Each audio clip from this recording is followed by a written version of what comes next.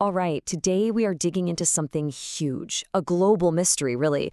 Why is it that some parts of our planet are constantly rumbling and erupting, while other parts are just quiet?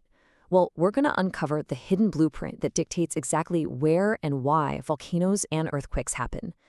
So let's kick things off with a big question. We've all seen the videos, right? But why does one volcano, like Mount St. Helens, just absolutely obliterate the landscape, while another one, say in Hawaii, gives us those beautiful, almost gentle rivers of lava? It seems kind of random, but I promise you it's anything but. You see, it turns out volcanoes basically have two main personalities. You've got your explosive type, the one that violently launches ash and gas miles into the atmosphere. And then you have the effusive type, which is much more chill, just a steady, predictable outflow of lava. Okay, so let's really get into this tale of two eruptions. We're going to figure out what's actually going on deep underground that decides whether a volcano is going to blow its top or just kind of ooze. And here's the secret, the absolute key to this whole thing. It's not about how big the mountain is or its location on a map. No.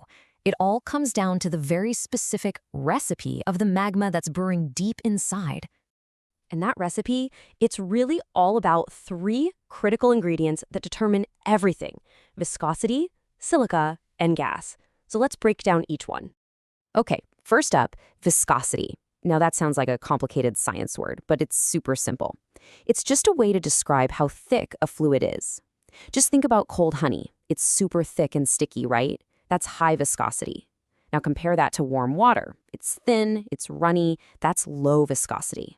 And that one difference, it is crucial. So what's making the magma thick or thin in the first place?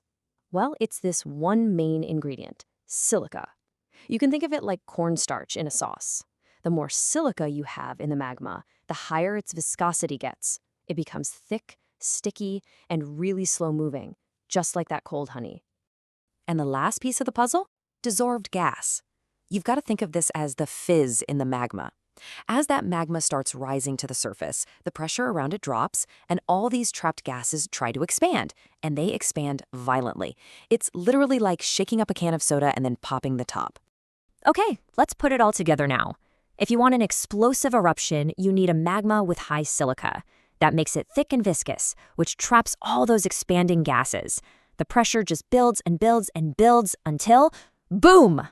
On the other hand, for a gentle, effusive eruption, the magma has low silica, so it's runny.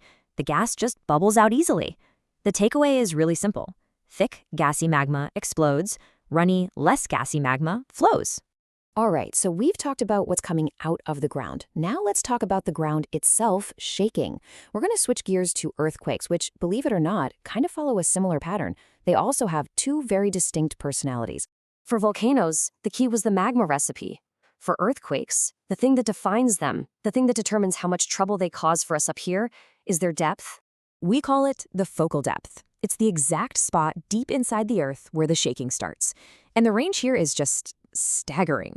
You can have shallow quakes happening less than 70 kilometers down, or incredibly deep ones starting almost 700 kilometers beneath our feet. So, why should you care about depth? Well, here's why it matters. A lot. A shallow earthquake is like setting off a firecracker right under your feet. All that energy is released super close to the surface, and that means intense shaking and way, way more damage. But a deep earthquake, that's like the firecracker at the bottom of a deep swimming pool. Its energy kind of fades as it travels up, so by the time it reaches us, the impact is much weaker. Okay, so we've got these two stories, right? Explosive versus gentle volcanoes. Shallow versus deep earthquakes. They seem like totally separate things, but they're not. There is a single, powerful theory that connects every single one of these dots. And the thing that ties it all together, the author of both these stories, is plate tectonics, this constant, slow-motion ballet of the massive plates that make up the Earth's crust. That is the master variable. It's the blueprint that dictates absolutely everything. So check this out. Let's look at what happens at a destructive boundary, where two plates are crashing into each other. An oceanic plate sinks, or subducts, under a continental one. As it goes down, it drags water with it, which causes the mantle rock above it to melt. And guess what kind of magma this makes? A high silica, viscous, gas-rich magma. the exact recipe for an explosive volcano. See? It's a perfect chain reaction. And this right here, this is the master key. This unlocks the whole thing.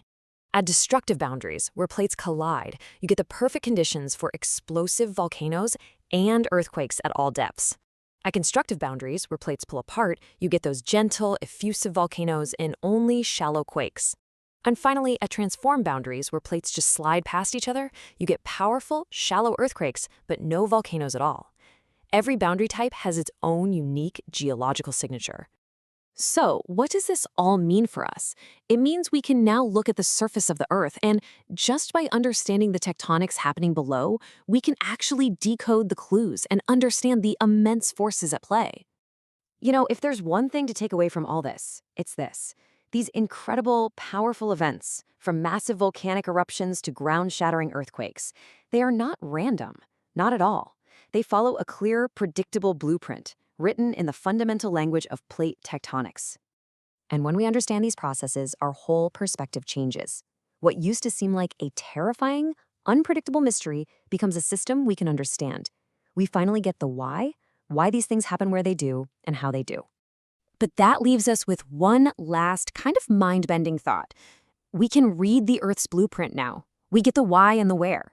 But the next great challenge, the holy grail for scientists, is still out there. Can we ever truly predict the when? And that is the question that drives geologists today.